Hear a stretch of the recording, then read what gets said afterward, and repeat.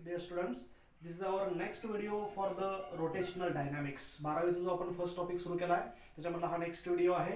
आतापर्यंत आपण ज्या बेसिक कन्सेप्ट आहेत सर्क्युलर मोशनच्या सगळ्या स्टडी केलेल्या आहेत. यापूर्वी लास्ट लेक्चरला आपण सेंट्रीपिटल फोर्स आणि सेंट्रीफ्युगल फोर्सची कन्सेप्ट अप्लाय केलेली आहे किंवा स्टडी केलेली आहे. तर ती सेंट्रीपिटल फोर्स आणि सेंट्रीफ्युगल फोर्सवर बेस्ड काही ऍप्लिकेशन्स आपल्याला स्टडी करायचे आहेत. त्याच्यामध्ये हे एक ऍप्लिकेशन आहे well of death. It is also called as a wall of death.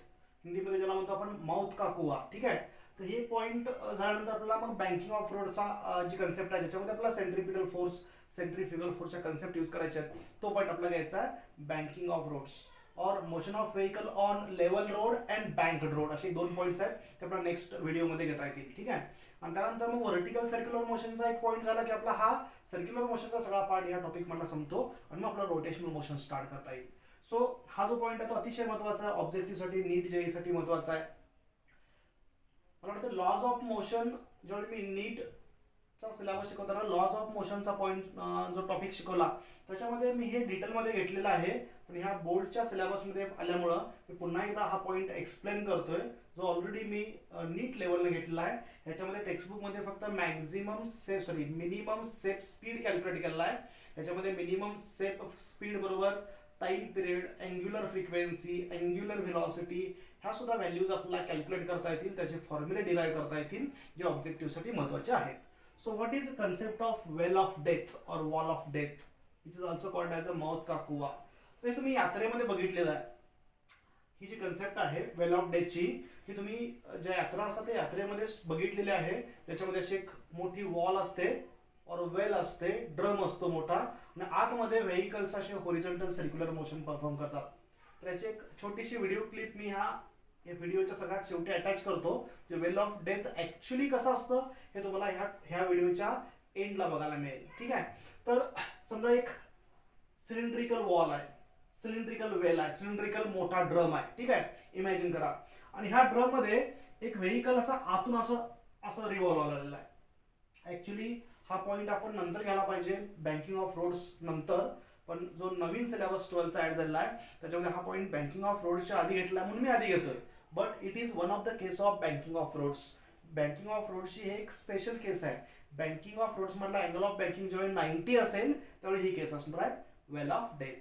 पण आपण ऍक्च्युली हा पहिला पॉइंट घेतोय आणि अतिशय सिंपल आहे, श्रावणी लक्ष द्या. सो हा एक सिलेंड्रिकल ड्रम आहे असा. म्हणजे या रूमलाच तुम्ही ज्या रूम मध्ये आहात त्या रूमलाच इमॅजिन करा की हा सिलेंड्रिकल ड्रम आहे. म्हणजे हे जे कॉर्नर्स वगैरे ते शार्प नाही आहेत, असं स्पेरिकल असं सिलेंड्रिकल वॉल आहे. ठीक आहे. आणि या सिलेंड्रिकल वॉल मध्ये व्हेकल आतमध्ये आहे आणि ते स्लोली समजा इथं वर गेलं आणि वर गेल्यानंतर हे हॉरिझॉन्टल सर्क्युलर मोशन परफॉर्म करायला आहे. So vehicle performs horizontal circular motion in vertical cylindrical wall. असे व्हर्टिकल सिलेंडर आहे, व्हर्टिकल हॉलो सिलेंडर आहे आणि त्याच्यामध्ये व्हेकल हे हॉरिझॉन्टल सर्क्युलर मोशन परफॉर्म करत आहे. सो आपण कन्सिडर करूया this is a vehicle with rider. आता याच्यामध्ये एक महत्वाची कंडिशन लक्षात ठेवा. व्हेकल आणि रायडर मिळून एक पॉइंट मास कन्सिडर करायचा, एक पॉइंट कन्सिडर करायचा आहे. मोठं व्हेकल कन्सिडर करायचं नाही आहे. ऍक्च्युली आतमध्ये फोर व्हीलर सुद्धा ही हॉरिझॉन्टल सर्क्युलर मोशन परफॉर्म करू शकते. So as compared to wall this is considered as a point mass. आपल्याला समजण्यासाठी आपण एक पॉइंट मास कन्सिडर करूया. So this is a vehicle which is performing circular motion, horizontal circular motion inside the drum, inside the well of death. जे cylindrical hollow cylindrical wall आहे किंवा वेल आहे त्याच्यामध्ये व्हेकल हे हॉरिझॉन्टल सर्क्युलर मोशन परफॉर्म करायला. ठीक आहे. So this is the centre of circle. हे व्हेकल असं फिरणार लाईक दिस. म्हणजे असं हे फ्रंट लाईन बॅकला जाणार असं. It performs like this horizontal circular motion like this. असं हॉरिझॉन्टल सर्क्युलर मोशन आतमध्ये त्या वॉलला लागून ते परफॉर्म करायला. ठीक आहे. आता हे व्हेकल समजा प्रमाणापेक्षा फास्ट गेलं इनसाइड द वेल, ते व्हेकल असं फास्ट मूव्ह झालं एकदम तर काय प्रॉब्लेम नाही आहे, ते फास्ट मूव्ह होऊ शकतं. पण समजा त्याचा स्पीड कमी कमी होत आला, व्हेकल आतमध्ये वॉलच्या आतून असं मूव्ह आलंय व्हर्टिकल वॉलवर. समजा याची व्हर्टिकल वॉल आहे आणि या व्हर्टिकल वॉलवर व्हेकल असं मूव्ह आलंय. ठीक आहे. आणि याचा स्पीड जर प्रमाणापेक्षा कमी झाला तर काय होईल, याचा स्पीड जर प्रमाणापेक्षा कमी झाला तर व्हेकल विल फॉल डाऊन, ते खाली पडेल. हा म्हणजे कमीत कमी स्पीड काहीतरी मेंटेन करणं महत्वाचं आहे. त्यामुळे याच्यामध्ये आपण काढताना मिनिमम सेफ स्पीड काढणार आहे, मॅक्झिमम नाही आहे. मॅक्झिमम लिमिट नाही आहे. त्या कितीही फास्ट जर व्हेकल गेलं तर सेफली जाऊ शकतं. पण कमीत कमी जो स्पीड आहे मिनिमम सेफ स्पीड त्याच्यापेक्षा कमी स्पीडनं जर व्हेकल आतमध्ये सर्क्युलर मोशन परफॉर्म करत असेल so it will be in danger, the vehicle will fall down. ठीक आहे. आता कंडिशन कशी फाइंड आउट करायची आहे, तर हे जे व्हेकल आहे हे vehicle horizontal circular motion perform करायला आहे. What are the different forces acting on the vehicle, त्याच्यावर कुठले कुठले फोर्स ऍक्ट होत असतील. तर फर्स्ट बेसिक काय आहे बघा, ह्याचं सेंटर ऑफ मास घेऊ आपण. सेंटर ऑफ मास पासून त्याचं वेट ऍक्ट होणार. So weight of the vehicle acts in the downward direction. पहिला जो फोर्स आहे real force acting on the vehicle, जे व्हेकल आतमध्ये हॉरिझॉन्टल सर्क्युलर मोशन परफॉर्म करायला आहे त्याचा पहिला फोर्स कुठला ऍक्ट होईल, तर त्याचं वेट असेल म्हणजे gravitational force acting on the vehicle is in the downward direction. तर हा फर्स्ट रियल फोर्स आहे. दुसरा कुठला आहे, तर व्हेकल वॉलच्या कॉन्टॅक्ट मध्ये आहे, त्या आतल्या वॉलला असं वॉलवरून ते व्हेकल चाललेलं आहे. सो वॉल आणि व्हेकलचा कॉन्टॅक्ट असल्यामुळे नॉर्मल रिएक्शन असणार. नॉर्मल रिएक्शन नेहमी कशी असते, normal reaction is always perpendicular to the contact surface. जो कॉन्टॅक्ट सरफेस आहे त्याला नेहमी नॉर्मल रिएक्शन ही परपेंडिक्युलर असते. हा कॉन्टॅक्ट सरफेस आहे, हा कॉन्टॅक्ट सरफेसला परपेंडिक्युलर म्हणजे नॉर्मल रिएक्शन कुठे असणार आहे, नॉर्मल रिएक्शन या डायरेक्शन असेल. So this is a normal reaction. Normal reaction कुठल्या डायरेक्शनला बघा, normal reaction towards centre of circle आहे. ठीक आहे. हे व्हेकल वॉलला प्रेस करणार, ज्यावेळी ते मूव्ह होणार तर सेंट्रीफ्युगल फोर्समुळे व्हेकल हे ह्या वॉलला असं प्रेस करणार, म्हणजे ह्या डायरेक्शनला सेंट्रीफ्युगल फोर्स आहे ऍक्च्युअली. आणि त्या सेंट्रीफ्युगल फोर्सची जी रिएक्शन असेल किंवा सेंट्रीफ्युगल फोर्सला अपोजिट डायरेक्शनला हा जो फोर्स असेल, to every action there is always equal and opposite reaction. जेवढा सेंट्रीफ्युगल फोर्स जास्त असेल तेवढी नॉर्मल रिएक्शन सुद्धा काय असणार आहे, जास्त असणार आहे. त्याचा स्पीड वाढला की सेंट्रीफ्युगल फोर्स वाढणार, सेंट्रीफ्युगल फोर्स वाढला की व्हेकल वॉलला जास्त प्रेस करणार, व्हेकल वॉलला जास्त प्रेस करत असेल तर नॉर्मल रिएक्शन वाढणार. समजा त्याचा स्पीड कमी झाला व्हेकलचा आतला, स्पीड कमी झाला की सेंट्रीफ्युगल फोर्स कमी होणार, सेंट्रीफ्युगल फोर्स कमी झाला की हा वॉलला जास्त प्रेस करणार नाहीये, हा वॉलला जास्त प्रेस करत नसेल तर नॉर्मल रिएक्शन कमी होणार. आणि नॉर्मल रिएक्शन काय करते, टुवर्ड सेंटर असल्यामुळे सेंट्रीपिटल फोर्स प्रॉव्हाइड करते. मग नॉर्मल रिएक्शन जर कमी होत असेल, नॉर्मल रिएक्शन जर झिरो झाली तर काय होणार, तर हे व्हेकल या वॉलच्या कॉन्टॅक्ट मध्ये राहणार नाही आहे, it will fall down. He basic concept आहे, ह्याच्यावरून आपल्याला फॉर्म्युला डिराइव्ह करायचा आहे. तर हे दोन रियल फोर्स झाले. आणखी कुठला फोर्स आहे, तर हे व्हेकल मूव्ह होत असताना त्याची टेंडन्सी काय असणार आहे, व्हेकल मूव्ह आलाय का मिनिमम स्पीड न मूव्ह आलाय. ठीक आहे. आणि स्पीड त्याच्यापेक्षा कमी झाला तर ते वर जाणार नाही आहे, ते खाली पडणार. खाली पडणार म्हणजे vehicle has a tendency to slide down, ह्याच्यावरून ते खाली स्लाइड होण्याच्या टेंडन्सी मध्ये आहे. आणि जर व्हेकल खाली स्लाइड होण्याच्या टेंडन्सी मध्ये असेल, frictional force should act in the upward direction. त्याच्यामध्ये आणखी एक फोर्स असेल फ्रिक्शनल फोर्स. हा फ्रिक्शनल फोर्स जो असणार आहे it is acting in the upward direction, आणि आपण हा घेतो एफएस, स्टॅटिक फ्रिक्शन, और we can say it as limiting force of static friction. ठीक आहे. हा स्टॅटिक फ्रिक्शनचा फोर्स आहे upward, weight of the vehicle acts in the downward direction, normal reaction towards the centre of circle. आता बघा, vehicle जर खाली पडत नसेल at boundary condition, minimum safe speed काढायला व्हेकल सेफली मूव्ह आला लागलाय, आणखी थोडासा जरी स्पीड कमी झाला तर व्हेकल खाली पडणार. स्पीड वाढला काही प्रॉब्लेम नाही आहे, पण स्पीड मिनिमम स्पीड पेक्षा कमी झाला तर व्हेकल विल फॉल डाऊन. आणि त्या मिनिमम सेफ स्पीडला जर व्हेकल मूव्ह होत असेल तर हे दोन्ही फोर्सेस बॅलन्स झालेले असतील, कारण ते व्हेकल खाली पडलेलं नाही आहे, पडत नाही आहे, ते अजून सेफ आहे. So this upward force is balanced by downward force. That means weight of the vehicle mg should be balanced by frictional force fs. ठीक आहे. किंवा आपण असं म्हणू शकतो की वेट पेक्षा हे जर जास्त असेल, फ्रिक्शनल फोर्स जास्त असेल तर ते व्हेकल सेफली होणार. हे फ्रिक्शनल फोर्स पेक्षा वेट जास्त असते तर काय होणार, व्हेकल विल फॉल डाऊन. दुसरं काय आहे, हे याला बॅलन्स करत असेल तर नॉर्मल रिएक्शन कुठे आहे, नॉर्मल रिएक्शन टुवर्ड सेंटर आहे. जो फोर्स रिझल्टंट फोर्स सेंटरच्या डायरेक्शनला असतो, सेंटर ऑफ सर्कलच्या डायरेक्शनला असतो, that provides necessary centripetal force for the circular motion. जिथं सर्क्युलर मोशन लास्ट लेक्चर आपण बघितलंय, जिथं सर्क्युलर मोशन आहे तिथं सेंट्रीपिटल फोर्स असणारच आहे, कारण सेंट्रीपिटल फोर्स शिवाय सर्क्युलर मोशन होत नाही आहे. So this normal reaction provides a necessary centripetal force, म्हणजे n can be written as mv² upon r. r is the radius of circle. हे जे सिलेंडर आहे त्या सिलेंडरची रेडियस आपण स्मॉल r घेऊया. Mass of the vehicle m घेतलेला आहे. So centrifugal force, centripetal force acting on the vehicle is equal to mv² upon r. आणि सेंट्रीपिटल फोर्स कोण प्रोव्हाइड करतं, तर हे नॉर्मल रिएक्शन प्रोव्हाइड करते. So normal reaction is equal to mv² upon r. आता हे दोन जे इक्वेशन्स आहेत हे दोन इक्वेशन आपल्याला इक्वेट करता येतील. कसे बघा, so mg should be equal to fs. ठीक आहे. So mg should be equal to fs म्हणजे काय, μs इंटू m. फ्रिक्शनल फोर्सचा फॉर्म्युला आहे, first law of static friction, fs is equal to μs into m.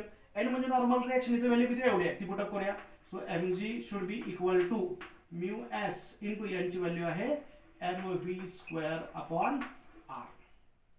म्हणजे actually concept काय बघा, frictional force हा ह्याच्यापेक्षा जास्त पाहिजे किंवा इक्वल पाहिजे. एक तर इक्वल असेल तर ती मिनिमम व्हॅल्यू आहे, जास्त पण चालतं. म्हणजे आपण असं म्हणू शकतो फ्रिक्शनल फोर्स हा, this frictional force should be greater than or equal to mg. Weight पेक्षा फ्रिक्शनल फोर्स जास्त पाहिजे किंवा कमीत कमी तेवढा पाहिजे, अशी कंडिशन आहे. म्हणजे मोर करेक्ट आन्सर, आपण इक्वल टू घेतलं तरी चालतं. मोर करेक्ट आन्सर घ्यायचं असेल ऑब्जेक्टिव्ह लक्षात ठेवा, frictional force should be equal to or greater than weight of the vehicle. मग इथं आपण व्हॅल्यू पुटअप करूया. हा equal to less than or equal to आला, इथं less than or equal to आला, तर less than or equal to आला. ठीक आहे. मग आता बघा याच्यावर मला v काढायचा, so m gets cancel, r इकडे मल्टिप्लाय येईल. So rg upon mu s should be greater than less than or equal to इथं v स्क्वेअर, म्हणजेच v स्क्वेअर ग्रेटर दॅन आहे, v should be greater than or equal to काय आला, square root of rg upon mu s. हा पहिला formula मिळाला जो आपल्या टेक्स्टबुक मध्ये दिलेला आहे. तुम्हाला बोर्डला हा जर क्वेश्चन विचारला, थेरीला क्वेश्चन विचारला, तर इथपर्यंत सॉल्व करा, because this is the minimum safe speed. काय म्हणता, v should be greater than or equal to, कमीत कमी एवढा पाहिजे, ह्याच्यापेक्षा जास्त पण चालतो पण ह्याच्यापेक्षा कमी चालणार नाही आहे. आता जे व्हेकल मूव्ह आलंय in the well of death, that should have velocity equal to or greater than square root of rg upon mu. ही जी व्हॅल्यू आलेली आहे ह्याच्यापेक्षा जास्त व्हेलॉसिटी पाहिजे किंवा कमीत कमी तेवढी पाहिजे, ह्याच्यापेक्षा कमी व्हेलॉसिटी चालणार नाही आहे. So this gives minimum safe speed inside the well of death, और we can say that wall of death, किंवा आपण त्याला काय म्हणलेलं आहे, मौत का कुवा. तर एवढं डेरिव्हेशन आपल्या बोर्डच्या टेक्स्टबुक मध्ये दिलेलं आहे. त्याच्यामध्ये आणखी 2 पॉइंट्स मी इंट्रोड्यूस करतो ऑब्जेक्टिव्ह साठी महत्त्वाचे. समजा तुम्हाला विचारलं what is minimum angular velocity. आता अँग्युलर व्हेलॉसिटी तुम्हाला माहिती आहे, आपण ह्या टॉपिकच्या सुरुवातीला घेतलेला आहे. अँग्युलर व्हेलॉसिटी सर्क्युलर मोशन मध्ये असते, v is equal to r omega relation घेतलंय, ओमेगा म्हणजे अँग्युलर व्हेलॉसिटी. तर तुम्हाला what is minimum angular velocity of the vehicle असं विचारलं, so that vehicle move safely inside the well of death, त्या आतमध्ये सेफली मूव्ह व्हायचं असेल तर याची अँग्युलर व्हेलॉसिटी किती पाहिजे असं विचारलं, आणि ऑप्शन मध्ये 4 फॉर्म्युले दिले किंवा एखादा न्यूमेरिकल तयार झालं तर याच्यावरून तुम्हाला ओमेगा काढता येईल. Because we know v is equal to r omega, v is equal to r omega. So omega is equal to काय येणार, v अपॉन r येणार. So omega is equal to काय येणार, v अपॉन, v ची value किती आहे, तर v ची व्हॅल्यू आहे square root of rg upon mu s upon हा r एक आला. So omega is equal to square root of rg upon mu s, आणि डिवाइडला जो r आहे हा ऍक्च्युअली कसा आहे 1 अपॉन r आहे ना, हा 1 अपॉन r. हा आत गेल्यानंतर r स्क्वेअर होणार. So r square, r gets cancel. So omega should be equal to square root of g upon mu s into r. तर हा जो फॉर्म्युला आहे तुम्हाला ऑब्जेक्टिव्हच्या बऱ्याचशा बुक मध्ये हा क्वेश्चन तुम्हाला मिळेल की what is minimum angular velocity. हे मिनिमम असेल तर हे सुद्धा मिनिमम असणार. Minimum angular velocity of the vehicle inside the well of death should be equal to square root of g upon mu s into r किंवा mu into r. आणि option मध्ये 4 फॉर्म्युले असे दिले असतील तर लक्षात ठेवा, इथं v जो आहे it is directly proportional to square root of r आहे, आणि omega is inversely proportional to square root of r आहे. लक्षात ठेवायचं इथे इनवर्स रिलेशन, इथे डायरेक्ट रिलेशन आहे. तर हे फॉर्म्युला लक्षात ठेवा. This is a minimum angular velocity. समजा मिनिमम अँग्युलर फ्रिक्वेन्सी विचारलं तर फ्रिक्वेन्सी वेगळी आहे. फ्रिक्वेन्सी म्हणजे number of revolutions completed per second. Minimum असेल का मॅक्झिमम, तर इथं मिनिमम असणार आहे कमीत कमी सेकंदाला तेवढे रिव्होल्यूशन व्हायला पाहिजे, जास्त झाले तरी चालतात. ठीक आहे. मग मिनिमम अँग्युलर फ्रिक्वेन्सी विचारलं तर ओमेगाचा फॉर्म्युला मला माहिती आहे, omega is equal to 2 pi F. जर आपण 2 पाय एन म्हणलं तर notation, n means angular frequency, तर इथं आपण एफ नोटेशन घेऊया. Omega is equal to 2 pi f. हे फर्स्ट जे डेरिव्हेशन आहे it gives minimum linear velocity.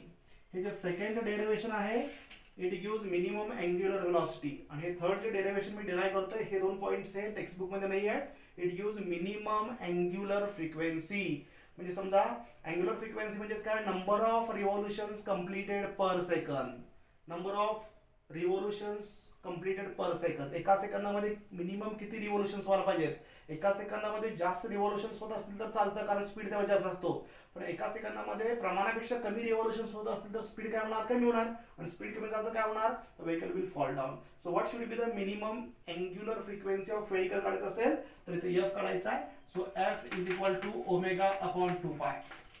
इथंच फॉर्म्युला येतो. So f is equal to 1 upon 2 pi. ओमेगाची व्हॅल्यू आपण काढलेली आहे इथं square root of G upon mu S into r. इथं थर्ड फॉर्म्युला मिळाला बघा. हे 2 पॉईंट मी एक्स्ट्रा घेतलं. आणखी एक तिसरा एक्स्ट्रा पॉईंट घेतोय टी. फक्त ह्याच्यामधला चेंज लक्षात घ्या. टाइम पिरियड काय विचारलं जाईल, टाइम पिरियड. टाइम पिरियड विचारताना मिनिमम विचारला जाणार नाही, maximum time period. Because time period म्हणजे काय, time taken to complete one revolution. एका रिव्होल्युशनला जास्त वेळ लागत असेल तर चालणार नाही. इथं कसं व्हेलॉसिटी कमी असेल तर चालणार नाही. ओमेगा व्हेकलच्या प्रमाणापेक्षा कमी असेल तरी चालणार नाहीये. फ्रिक्वेन्सी प्रमाणापेक्षा कमी असेल तरी चालणार नाहीये. पण टाइम पिरियड प्रमाणापेक्षा कमी असेल तरी चालतो का, कारण जेवढा टाइम पिरियड कमी तेवढा स्पीड काय असणार आहे, जास्त असणार आहे. Number of revolution, sorry, time taken to complete one revolution. अगदी कमी वेळामध्ये एक रिव्होल्युशन कम्प्लीट व्हायला आहे, ह्याचा अर्थ स्पीड काय आहे, जास्त आहे. म्हणजे इथं मिनिमम म्हणून चालणार नाही, आपल्याला मॅक्झिमम टाइम पिरियड म्हणावं लागेल. So what should be the maximum time period of vehicle so that it drive safely inside the well of death. तर तो मॅक्झिमम टाइम पिरियड हा एक फक्त फरक लक्षात ठेवा. हा टाइम पिरियड काय असतो, मॅक्झिमम असतो. तर मॅक्झिमम टाइम पिरियड काढायचा असेल तर t is equal to, formula माहिती आहे, t is equal to 2 pi upon omega. So T is equal to 2 pi upon जो ओमेगा आहे, ओमेगाची व्हॅल्यू काय येणार आहे, square root of G upon mu S into R. So T is equal to 2 pi into square root of mu S into R upon G. हा last formula. तर याच्यामध्ये हा जो पॉइंट आपण बघितलेला आहे, याच्यामध्ये minimum velocity, minimum angular velocity, minimum frequency आणि maximum time period of the vehicle inside the well of death. हा, तर ह्या सगळ्या व्हॅल्यूज आहेत, हे फॉर्म्युला आहे, ते लक्षात ठेवा. फॉर्म्युला लक्षात नाही राहिला तुम्हाला टेक्निक माहित पाहिजे. फिजिक्स मध्ये बरेचसे पॉइंट्स असे आहेत की फॉर्म्युला माहित नसतील तर पटकन तुम्ही डिराईव्ह करू शकता. फक्त फोर्सेसचं बॅलन्सिंग करता आलं पाहिजे. What are the different forces acting on the vehicle आणि त्याचं बॅलन्सिंग कसं, डायरेक्शन कशा आणि बॅलन्सिंग कसं करायचं. याच्यामध्ये 3 फोर्सेस ऍक्ट होतात. First is weight of vehicle acting in the downward direction.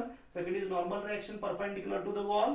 And third is a frictional force acting in the upward direction. So frictional force is balanced by mg. Normal reaction provides necessary centripetal force. Vehicle खाली कधी पडणार नाही आहे तर frictional force याच्यापेक्षा जास्त असेल तर वेट पेक्षा जास्त असेल सर.